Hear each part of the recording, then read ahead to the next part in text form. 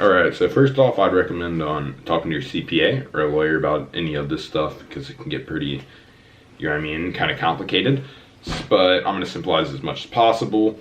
But there's no reason, just because, you know what I mean, CPAs and lawyers are all supposed to specialize in certain stuff when it comes to asset protection, taxes, and all that, that you can't learn about it, right? So let's talk about the idea that debt provides protection. So I think I talked about this in my video, good debt versus bad debt. What makes it good debt? What makes it bad debt? So let's talk about how debt can be used as protection. So we have $100,000 property, $100,000 property.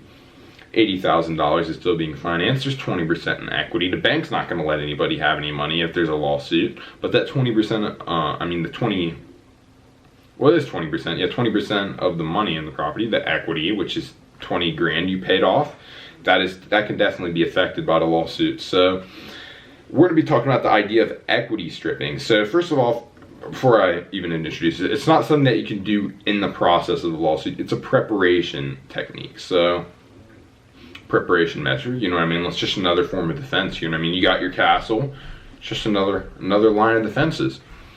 So we're going to be talking about equity stripping.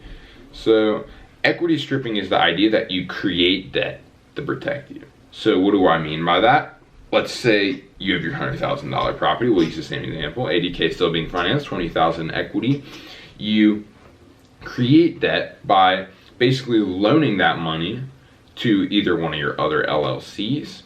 You create a secured line of credit with the asset as collateral. You basically utilize the equity to create a loan, therefore creating debt. So let's use the LLC. This is my favorite example just because I think it's the easiest to explain. Or there's also spousal transfers, but I still like the other ideas more. So let's talk about the LLC transfer. Let's say you have an LLC, your property, we'll use the same property that we've been talking about, the $100,000 one. It gets, you know what I mean, there's a potential that it may be under a lawsuit. Not now, but maybe in the future. You have another LLC, you loan the 20 grand of equity to your other LLC, and then you use the asset where it's being loaned from as collateral. What does that do? That creates debt. What does the debt do? Protect that $20,000 worth of equity from being seized. Therefore, this is definitely one of the more complicated ways of asset protection, or just protecting your equity. We'll call it that, because it's not really protecting the asset. It's kind of protecting the equity in the property. So that's one. It's a pretty interesting thing. I'd recommend reading way more in detail about it. But like I said, I try to keep these videos short as possible, keep it a quick summary. So that's basically the introduction to it. So you're creating debt, and this is allowed, by the way. You need to be very careful with the timing. Always consult with the professionals and your team, of course, your wealth building team you got. So you're creating debt by loaning money from one of your LLCs to another, or you're creating a line of credit secured by the asset itself using that equity. Either way, you're creating debt. Debt provides asset protection, therefore that cannot be seized by the lawsuit, the potential lawsuit or whatever, who knows, right?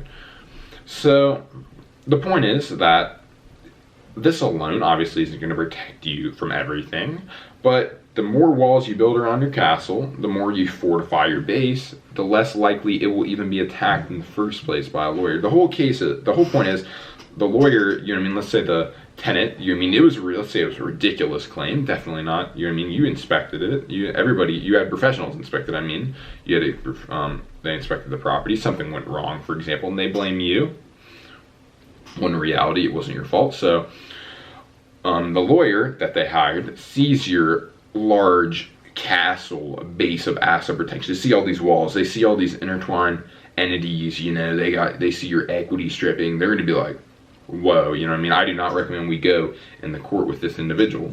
Therefore, you prevent the lawsuit. So the whole point is not winning it right here, guys, it's preventing it. Keep that in mind. The whole goal is not to go and win in the first place. So thank you so much for watching. Please like and subscribe. Thank you.